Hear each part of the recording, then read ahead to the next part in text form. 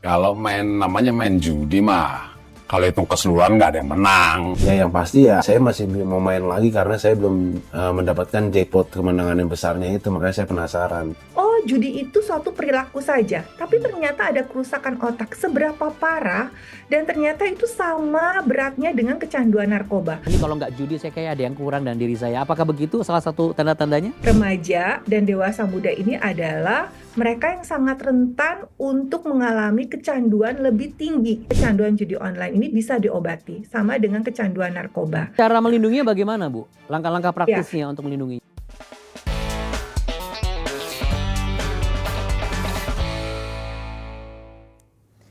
Indonesia kembali menjadi sorotan dunia.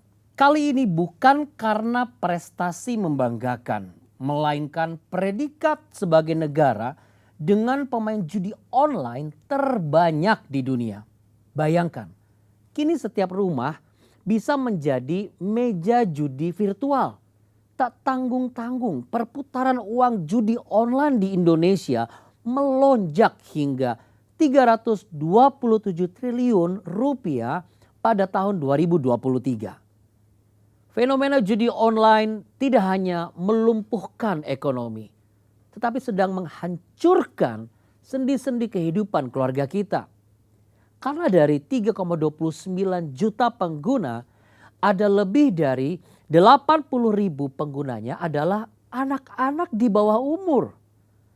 Ya, inilah krisis yang harus kita hadapi sekarang. Judi online bukan sekedar masalah pidana, tetapi jeratnya dapat mengancam kehidupan keluarga. Seperti kasus seorang polwan yang membakar suaminya karena gaji ke-13 dipakai untuk judi online. Tentu hal ini dapat menjadi peringatan bagi kita bagaimana lingkaran jerat judi online sangat berbahaya. Manifestasi lain dari judi online adalah gangguan mental, bahkan berujung pada bunuh diri.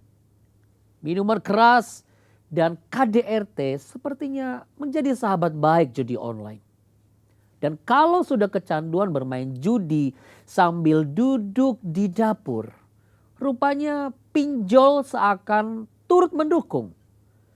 Menurut Institute for Development of Economics and Finance atau INDEF, terjadi peningkatan pinjaman online dalam 3 tahun terakhir ini dikarenakan aktivitas judi online. Untuk membahas lebih jauh, sudah ada bersama dengan kita yaitu Dr. Kristiana Siste Kurniasanti SPKJ, Ketua Divisi Psikiatri Adiksi FKUI RSCM.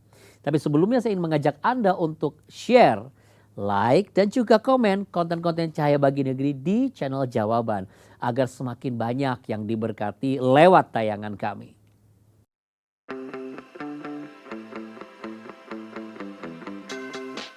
Judi online itu dari 2010.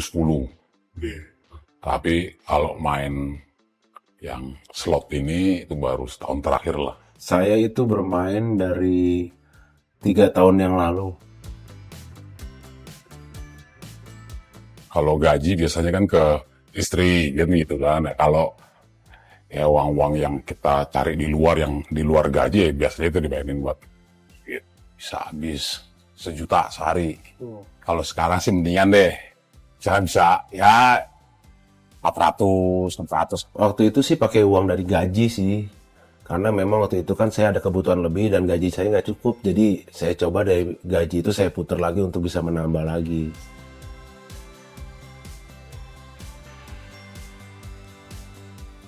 Dua minggu 18 juta. Ya kurang lebih hampir 20 lebih lah. Kalau namanya main judi mah, kalau hitung keseluruhan nggak ada yang menang. Ya pernah sempat berhenti ya, karena memang faktornya juga udah terlalu banyak dibuang ya uangnya karena kekalahan itu. Ya yang pasti ya saya masih mau main lagi karena saya belum mendapatkan jackpot kemenangan yang besarnya itu, makanya saya penasaran. Ya pasti ekonomi lah. Ya ekonomi kan, ya namanya judi, Ya pasti berpengaruh lah. Yang pasti sih dampaknya besar ya. Bahkan saya benar-benar sampai habis-habisan waktu itu, sampai gaji habis, uang sampingan habis, kebutuhan habis. Ya sampai saya juga terjadi keributan di rumah tangga. Sampai kadang-kadang buat kebutuhan anak juga kurang. Ya menyesal melihat kondisi anak yang sering ngeluh.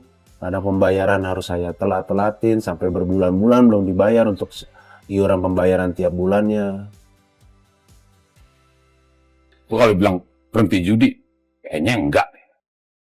Ya, Dokter Kristiana, bagaimana pendapat Anda dari Viti tadi kita saksikan? Ya, selamat pagi. Terima kasih Pak Andi dan Bu Maria sudah mengundang saya untuk topik yang sedang hits ini ya di Indonesia. Sebenarnya saya tidak kaget juga sih, karena sejak tahun lalu sudah banyak pasien-pasien yang datang ke RSCM dan memang dengan kecanduan judi online, terutama pada masa pandemi. Dan dunia sendiri juga menghadapi masalah ini sebenarnya.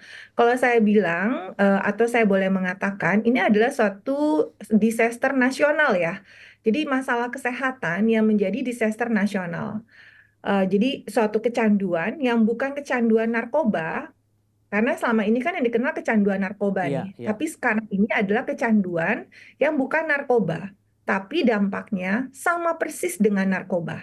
Yang saya maksud dampak ini adalah dampak dari segi biologik, artinya dampak kerusakan otak.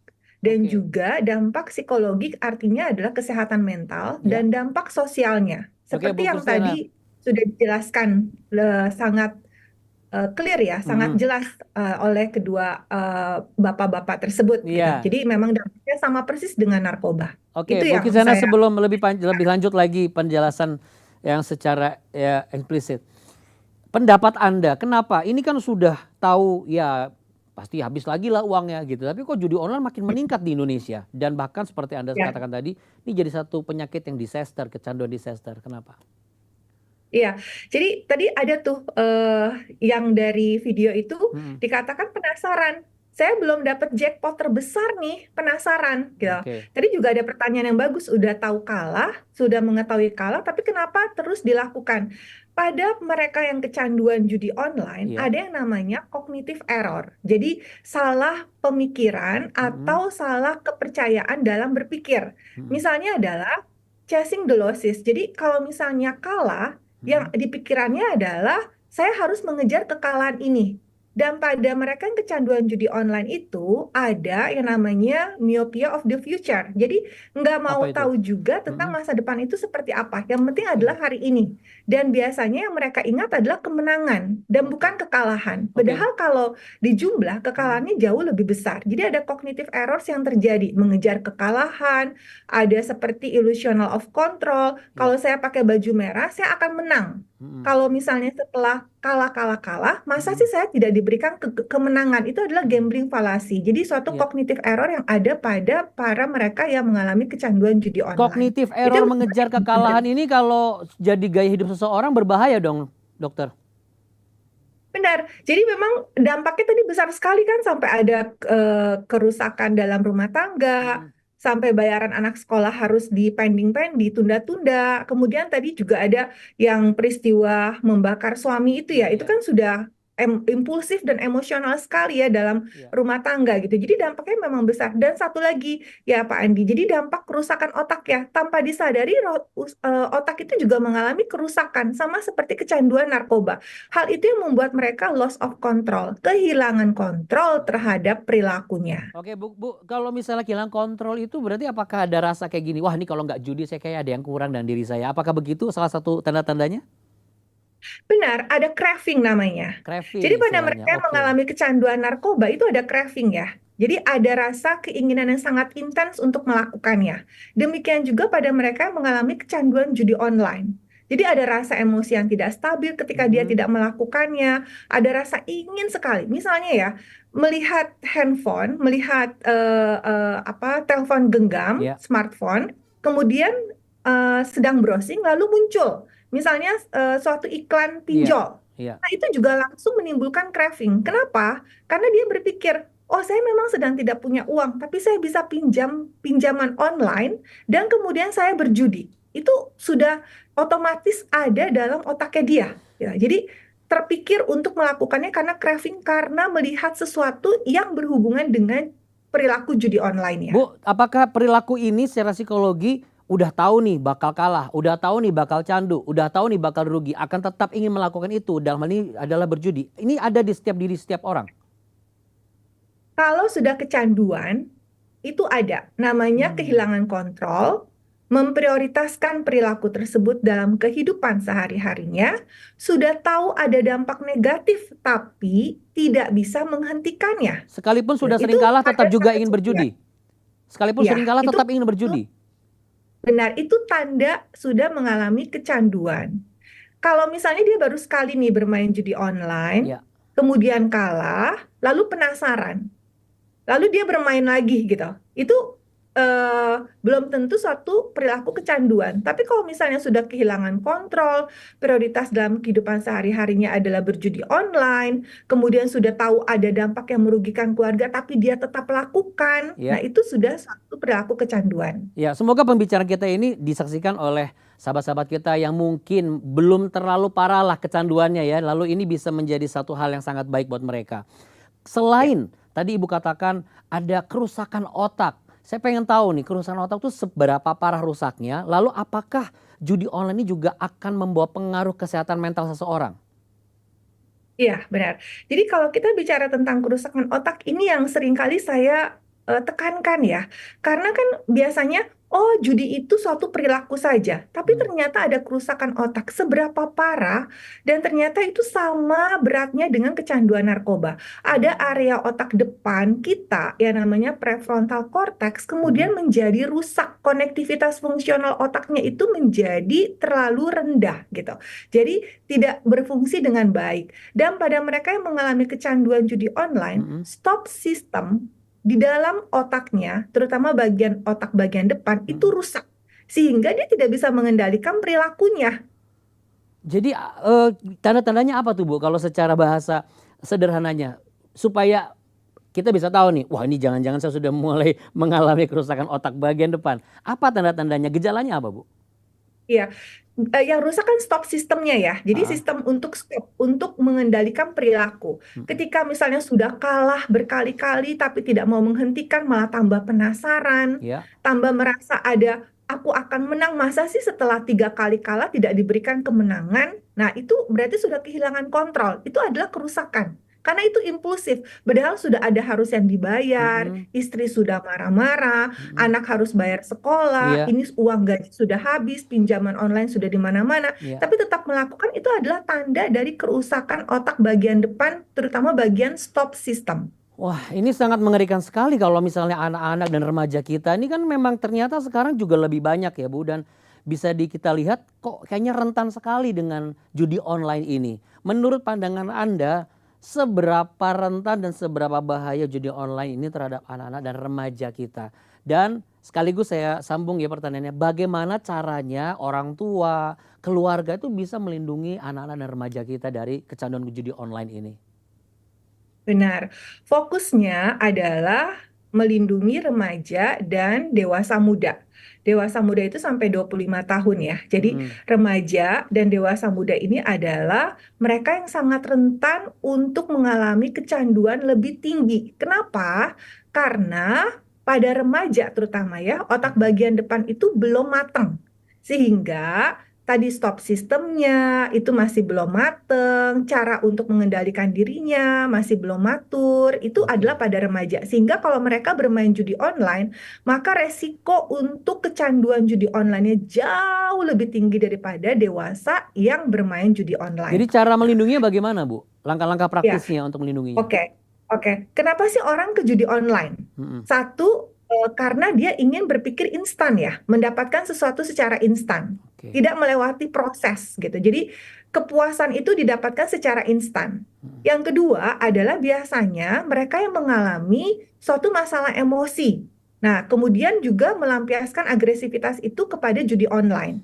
Tuh, jadi dan pada saat mereka bermain judi online, cenderung mereka kemudian tidak stabil emosinya. Pada saat tidak stabil emosinya, dia akan kalahkan sebenarnya. Lalu penasaran. Nah, itu yang terjadi. Jadi ada resiko-resiko tersebut. Nah, untuk melindunginya adalah sebenarnya saya selalu mengatakan bahwa eh smartphone itu diberikan pada anak itu untuk punya sendiri ya, itu tidak boleh kurang dari usia 8 tahun dan harus ada literasi digital. Gitu. Literasi digital ini artinya menerangkan mana yang baik dan mana yang tidak baik gitu. Jadi dan juga harus ada parenting control sebenarnya dari orang tua gitu. Jadi ada aplikasi-aplikasi tertentu yang bisa digunakan oleh orang tua yang bisa untuk menghambat misalnya membuka situs-situs yang terkait dengan judi online.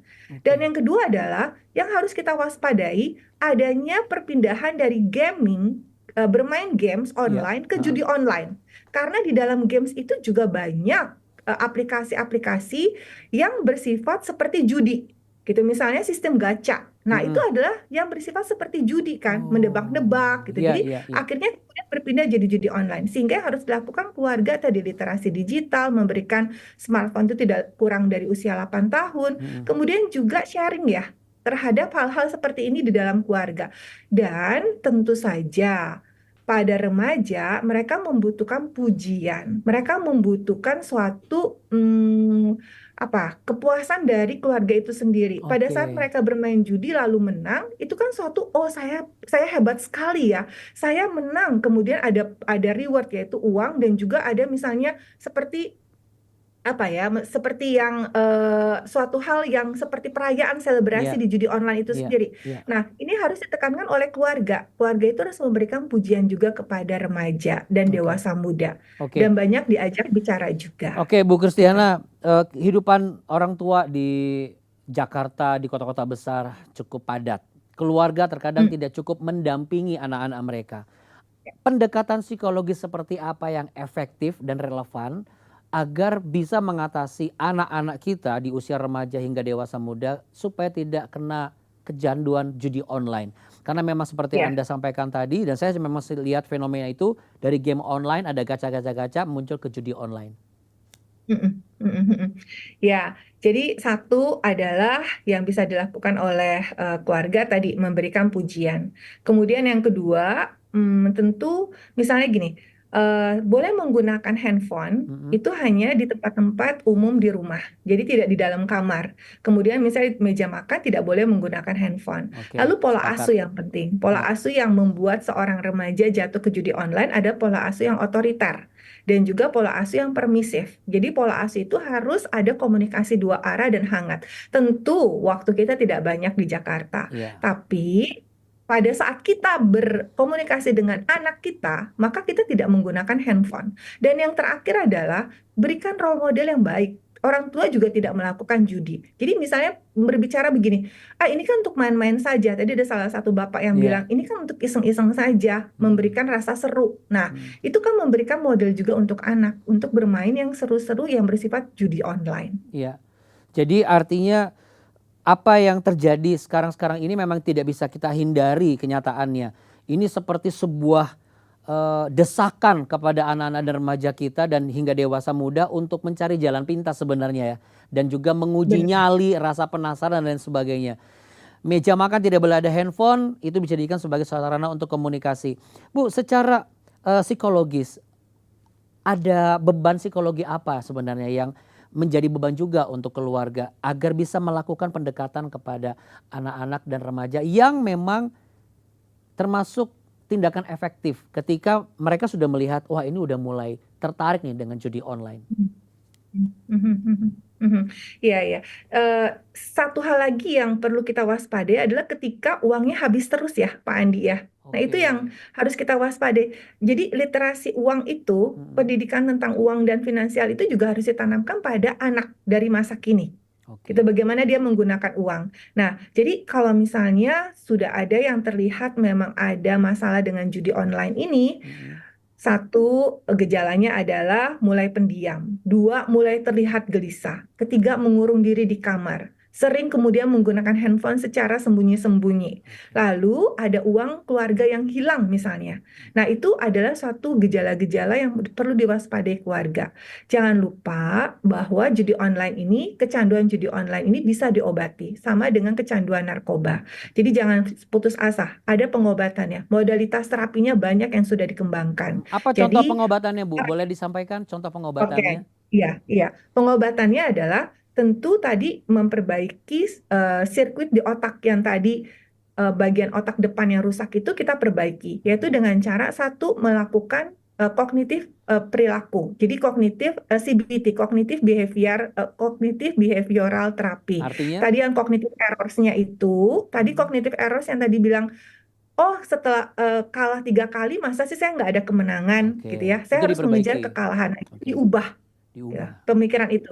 Yang kedua adalah ada yang namanya TMS, Transmagnetic Stimulation. Jadi memberikan stimulasi magnetik pada otak sehingga mengaktifkan stop system yang rusak tadi. Sehingga orang tersebut bisa mengendalikan perilakunya. Seperti apa Itu yang bisa realisasinya, kita, Bu, yang tadi yang Ibu katakan tadi? Perbaikan tadi. TMS itu berarti ya, jadi memberikan suatu stimulus elektromagnetik di otak bagian depan. Jadi harus Itu ada dibawa alat. jadi harus ada tim khusus secara medis dan secara sains gitu untuk diterapkan di Benar. diri orang tersebut. Oh, oke. Iya, harus dibawa ke profesional. Boleh ke psikolog, boleh ke psikiater, tapi yang mendalami tentang kecanduan judi online. Jadi boleh, memang ada modalitas terapinya dan bisa diobati. Dalam waktu 3-6 bulan itu bisa mengalami perbaikan yang bermakna. Bu, menurut Ibu seberapa besar faktor parenting dalam keluarga untuk mencegah masuknya pengaruh judi online ini?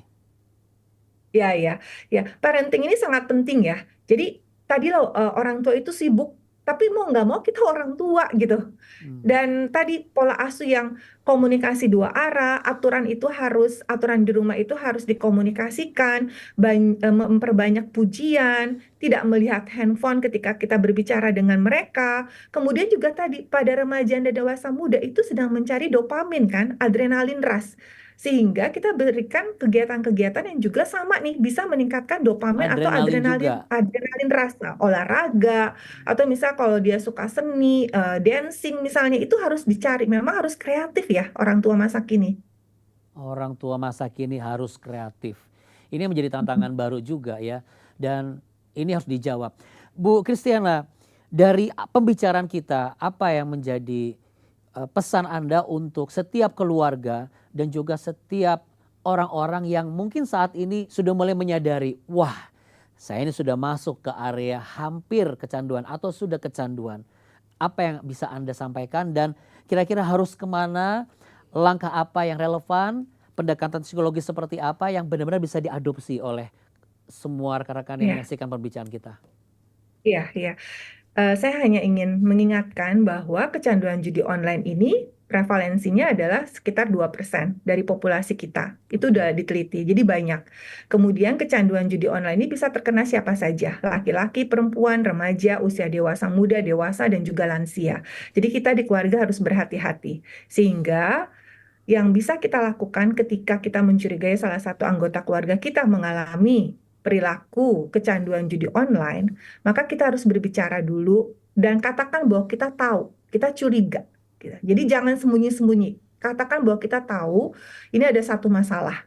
Dan kemudian perketat keuangan finansial. Ini yang saya selalu katakan kepada orang tua, jangan memberikan uang berlebihan, jangan berikan m-banking gitu ya. Jadi harus diketatkan masalah finansialnya dan kemudian bisa dibawa untuk berobat ke profesional. Ada banyak pengobatan yang bisa diberikan. Jangan takut, jangan khawatir terstigma, tapi semakin dini Anda membawa untuk berobat, maka semakin kerusakan otak itu bisa diobati. Saya tidak tahu kalau misalnya ada pertanyaan, apakah kerusakan otak itu bisa kembali atau tidak? Semakin dini Anda membawa untuk berobat, semakin mudah untuk diobati, semakin bisa untuk diobati. Seperti itu, Pak Andi. Ya, kalau sains saja bisa memberikan sebuah referensi untuk pemulihan dan Anda bisa mengatakan bahwa ini akan pulih. Ditambah dengan kuasa daripada pengajaran yang benar mengenai firman Tuhan, keluarga kuat di dalam pengenalan firman Tuhan, ditanam secara spiritual. Saya rasa ini akan menjadi sebuah kekuatan yang luar biasa ya, betul nggak dokter? Jadi secara Benar, Pak Andi, spiritual benar. dan juga sains ini Benar. benar-benar bergerak Ya, bersama dan akhirnya tidak ada yang benar. tidak bisa karena sains pun juga sudah memberikan referensi bahwa ini bisa dipulihkan. Benar Pak Andi, saya ingin menekankan, saya tidak bisa berjalan sendirian. Ketika saya dibantu oleh konselor di gereja, Ya. maka itu akan terasa lebih mudah buat saya untuk berkolaborasi. Bahkan juga guru-guru di sekolah yang kemudian mereka mengajarkan tentang dari sisi spiritual. Atau tadilah konselor di gereja, itu sangat membantu saya dalam bekerja untuk mengobati mereka mengalami kecanduan judi online. Oke. Tentu kita tidak bisa berjalan sendirian. Oke. Seperti itu Pak Andi. Bu, saya ada pertanyaan bonus. Anda kan seorang expert. Dari pandangan Anda, apa sih yang harus gereja lakukan sesegera mungkin secara nyata dan signifikan sehingga terjadi seperti yang Anda sampaikan tadi bahwa ini kita nggak bisa sendirian nih. Kira-kira langkah apa yang real bisa gereja kerjakan hari-hari ini untuk mencegah kecanduan Ya. judi online? Iya, iya. Jadi saya pernah menjadi pembicara di sebuah gereja, melatih setiap 6 bulan sekali untuk para konselor di gereja mengetahui tentang masalah adiksi. Itu sangat membantu.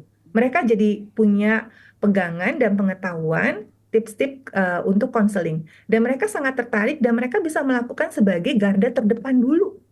Orang ini lebih senang membawa ke gereja daripada ke dokter gitu kan ya. Jadi mereka garda terdepan dulu untuk melakukan konseling awal, untuk melakukan pendekatan bagaimana mereka bisa mengontrol perilakunya. Kemudian juga menenangkan orang tuanya. Yang bisa gereja lakukan adalah salah satunya seperti itu. Yang kedua adalah tentu masalah-masalah seperti ini dikomunikasikan misalnya dalam khotbah-khotbah di gereja, diingatkan kembali. Dan terutama untuk orang tua. Orang tua masa kini sibuk tapi harus kreatif, harus juga memberikan perhatian. Ketika kita punya anak, kita nggak bisa membiarkan mereka berkembang sendiri dengan digital. Orang tua harus lebih bisa memiliki kreativitas lebih daripada sebuah digital. Itu yang saya ingin katakan. Dan gereja bisa menuntun orang tua dan juga remaja dan dewasa muda untuk memiliki perilaku yang jauh dari judi online. Seperti itu Pak Andi. Ya, kita harapkan gereja, keluarga, semua para orang tua, para expert bisa bersinergi dan ini akan menjadi cara yang paling efektif untuk mencegah generasi mendatang tidak lagi terjangkit dengan judi online ya Bu. Iya, benar sekali. Jangan jadikan digital sebagai babysitter buat anak kita. Saya sepakat. Ibu Dr. Christiana, terima kasih untuk investasi waktu Anda bersama dengan kami. Kami sangat terberkati. Tuhan Yesus memberkati, Bu. Terima kasih Pak Andi dan Ibu Maria. Terima kasih semuanya. Terima kasih.